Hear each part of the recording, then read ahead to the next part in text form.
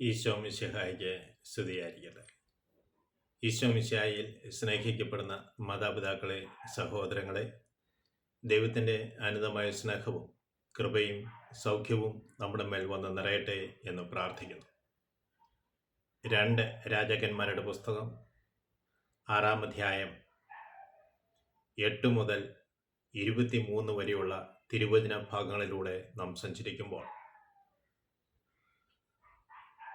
Elisha Israel രാജാവിനെ Syria രാജാവിൽ നിന്ന് പല പ്രാവശ്യം യുദ്ധത്തിൽ രക്ഷിക്കുന്നതാണ്. സിറിയ രാജാവും ഭൃത്യന്മാരും കൂടി കൂടിയാലോചിച്ച് ഉറപ്പിച്ച് സമറിയായുടെ യുദ്ധത്തിന് വരുമ്പോൾ ദൈവപുരുഷനായ എലീഷ സമറിയയിലെ രാജാവിനോട് പറയും, ഇതാ സിറിയക്കാർ യുദ്ധത്തിന് വരുന്നു. രാജാവ് അവർ കയ്യിൽപ്പെടാതെ സൈന്യങ്ങളെ അയച്ച് യുദ്ധത്തിൽ ഒരു വിജയിച്ചുകൊണ്ടിരുന്നു. പല പ്രാവശ്യമായപ്പോൾ സിറിയ രാജാവ് തൻ്റെ ഭൃത്യന്മാരോട് പറഞ്ഞു, നമ്മുടെ ഇടയിൽ നിന്ന് രഹസ്യം ചോർത്തിക്കൊടുക്കുന്ന ആരാണെന്ന് നിങ്ങൾ കണ്ടുപിടിക്കുക. ഒരു ഭൃത്യൻ പറഞ്ഞു, യജമാനനെ, അങ്ങനെ നമ്മുടെ ഇടയിൽ ആരുമില്ല. എന്നാൽ അങ്ങ് കടപ്പറയിൽ പറയുന്ന കാര്യങ്ങൾ പോലും ഇസ്രായേലിലെ രാജാവിനെ അറിയിക്കുന്ന ഒരു പ്രവാചകൻ ഉണ്ട്. അവൻ്റെ പേര് എലീഷ എന്നാണ്. അവനെ അന്വേഷിക്കുക, കണ്ടുപിടിക്കുക, അവനെ കൊണ്ടുവരിക എന്ന് രാജാവ് ആജ്ഞ പുറപ്പെടുവിച്ചു. എലീഷ എവിടെയുണ്ടെന്ന് അവർ അന്വേഷിച്ചുകൊണ്ടിരിക്കുകയാണ്. അപ്പോൾ അറിഞ്ഞു, ദോഥാറിലുണ്ട് എന്നറിഞ്ഞു. എലീഷയെ പിടിച്ചുകൊണ്ട് വരുവാൻ വേണ്ടി രഥങ്ങളും കുതിരകളുമായി അവൻ താമസിക്കുന്ന സ്ഥലത്തെത്തി. പ്രഭാതമായപ്പോൾ എലീഷയുടെ ഭൃത്യൻ ഉണർന്ന് പുറത്തേക്ക് ഇറങ്ങിയപ്പോൾ സൈന്യങ്ങളും രഥങ്ങളും കുതിരകളും ഒന്ന് നിറഞ്ഞ് പട്ടണം മുഴുവൻ നിറഞ്ഞു നിൽക്കുന്നത് അവൻ കണ്ടു. അവൻ നിലവിളിച്ചു. അവൻ എലീഷയോട് പറഞ്ഞു, നമ്മൾ എന്ത് ചെയ്യും? എലീഷ പറഞ്ഞു, അവരെക്കാളും കൂടുതൽ സൈന്യം നമ്മൾക്കുണ്ട്. എലീഷ കർത്താവിനോട് പ്രാർത്ഥിച്ചു, അവരെ കണ്ണുകൾ തുറക്കട്ടെ. അവരെ കണ്ണുകൾ തുറന്നു. അപ്പോൾ എലീഷ നിൽക്കുന്ന എലീഷയ്ക്ക് ചുറ്റും മല, അവിടെ ആഗ്നേയ രഥങ്ങളും അതുപോലെ തന്നെ യുദ്ധവീരാളികളും കുതിരകളും നിൽക്കുന്നത് കണ്ടു. അവർ ഭയപ്പെട്ടു. കാരണം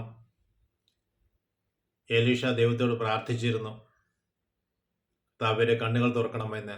അവരെ കണ്ണുകൾ തുറന്നപ്പോൾ അവരെക്കാളും വലിയ സൈന്യം നിൽക്കുന്നത് കണ്ടു. വീണ്ടും എലീഷ പ്രാർത്ഥിക്കുന്നു, ഇവരെ കണ്ണുകളെ അന്ധമാക്കണമേ. അവരെ കണ്ണുകൾ അന്ധമായി. എലീഷ പറഞ്ഞു,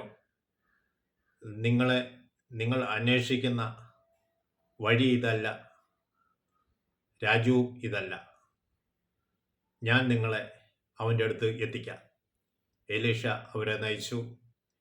എലീഷ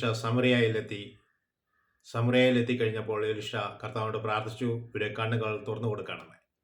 ദൈവമപ്പുറം അവരെ കണ്ണുകൾ തുറന്നു കൊടുത്തു. അപ്പോൾ അവർക്ക് മനസ്സിലായി, ഞങ്ങൾ സമറിയയിലാണ് എത്തി നിൽക്കുന്നത് എന്ന്. സമറിയ രാജാവ് എലീഷയോട് ചോദിച്ചു, പിതാവേ, ഇവരെ കൊന്നുകളയട്ടെ. എലീഷ പറയുകയാണ്, യുദ്ധത്തിൽ വാളുകൊണ്ടും വില്ലുകൊണ്ടും പിടിക്കുന്ന വ്യക്തികളെ നിങ്ങൾ കൊന്നുകളയുമോ? അവർക്ക് ഭക്ഷണം കൊടുക്കുക. രാജാവ് വിശിഷ്ടമായ ഭക്ഷണം അവർക്ക് വിളമ്പി അവരെ യജമാൻ്റെ അടുത്തേക്ക് പറഞ്ഞയക്കാൻ പറഞ്ഞു. അപ്രകാരം രാജാവ് ചെയ്തു. ഈ വിവരം അറിഞ്ഞ് സിറിയയുടെ പടയാളികൾ സിറിയ രാജാവിൻ്റെ അടുത്ത് എത്തിയപ്പോൾ പിന്നീട് കുറേ കാലത്തേക്ക് സിറിയ സമറിയയോട് യുദ്ധത്തിനായി വന്നില്ല. സ്നേഹമുള്ളവരെ, ഏലിയ പ്രാർത്ഥിച്ചപ്പോൾ മഴ നിലച്ചു. ഏലിയ വീണ്ടും പ്രാർത്ഥിച്ചപ്പോൾ മഴ പെയ്തു. ഇവിടെ ഏലീഷ അവരെ കണ്ണുകളെ തുറക്കാൻ പറഞ്ഞു. അവർ അത്ഭുതകരമായ കാഴ്ചകൾ കണ്ടു. കണ്ണുകൾ അടയ്ക്കാൻ പറഞ്ഞു. അവരെ അന്ധരാക്കി. വീണ്ടും കണ്ണുകൾ തുറക്കാൻ പ്രാർത്ഥിച്ചു. ദൈവം അവരെ കണ്ണുകൾ തുറന്നു. പ്രവാചകന്മാരിലൂടെ ദൈവം ചെയ്ത പ്രവൃത്തികൾ നമ്മൾ കണ്ടുകൊണ്ടിരിക്കുക. ഓരോ പ്രവാചകനിലൂടെയും ദൈവം പ്രവർത്തിക്കുന്നത്. പ്രാർത്ഥനയുടെ പ്രവർത്തിച്ചത് നമ്മൾ കണ്ടു. ഏലിയായിലൂടെ പ്രവർത്തിച്ചത് നമ്മൾ കണ്ടു. ഇപ്പോൾ നമ്മൾ ഏലീഷായിലൂടെ കർത്താവ് പ്രവർത്തിക്കുന്നത് കണ്ടുകൊണ്ടിരിക്കുക.